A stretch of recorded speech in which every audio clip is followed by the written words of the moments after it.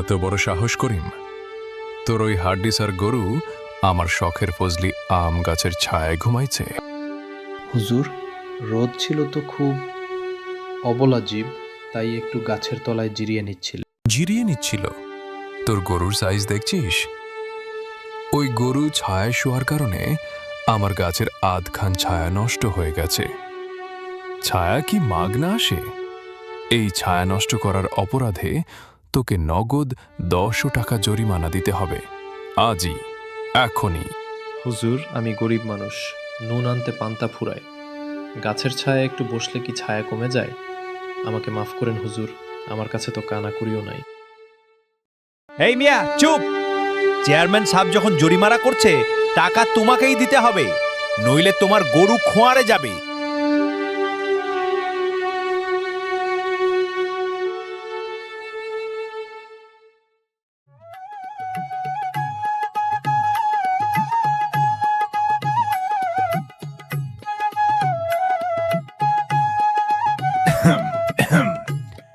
কি ব্যাপার, ভর দুপুরে এখানে এত কিসের চিল্লাপাল্লা? দাদু, মনে হচ্ছে চেয়ারম্যান কাকু আবার নতুন কোনো ফোন দিয়ে থুড়ি বিচার করছে। আরে রহমত ভাই যে, আসেন আসেন, দেখেন তো বিচারটা। এই করিমের গরু আমার গাছের ছায়া নষ্ট করেছে, তাই আমি ১০০ টাকা জরিমানা করেছি, কিন্তু ও দিচ্ছে না।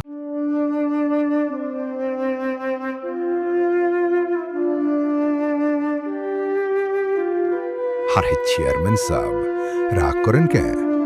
আপনার গাছের ছায়া নষ্ট হয়েছে, এ তো বিশাল বড় ক্ষতি, জরিমানা তো দেওয়াই লাগবে। এই মিয়া, তুমি জরিমানা দাও নাই কেন? চেয়ারম্যান সাহেবের ছায়ার দাম নাই? দাদু, আমার পকেটে যে একটা টাকাও নাই, আমি কেমনে দিমু?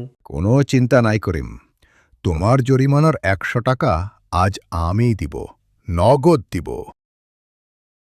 বাহ রহমত ভাই, আপনি তো খুব ভালো মানুষ। তা দেন, টাকাটা আমার হাতে দেন। দিচ্ছি দিচ্ছি, একটু সবুর করেন।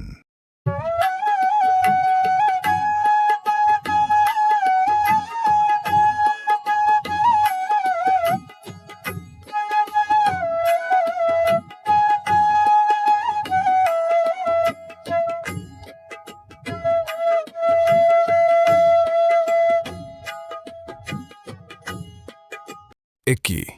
আরে ভাই, কি করছেন? টাকাটা হাতে দেন। হাতে দিব মানে? আপনার জরিমানা তো দেওয়া হয়ে গেছে। ফাজলামি করেন আমার সাথে? টাকা কোথায় দিলেন? শুধু তো পয়সার শব্দ শোনালেন। চেয়ারম্যান সাহেব, রাগ করছেন কেন? গরিবের গরু তো আর আপনার আসল আম গাছের পাতা খায় নাই, খেয়েছে আম গাছের ছায়া। তাই আসল গাছের ছায়া খাওয়ার জরিমানা হিসেবে আমি আপনাকে আসল টাকার শব্দ শুনিয়ে দিলাম। ছায়ার দাম হিসেবে টাকার শব্দের চেয়ে ভালো আর কি হতে পারে চেয়ারম্যান সাহেব?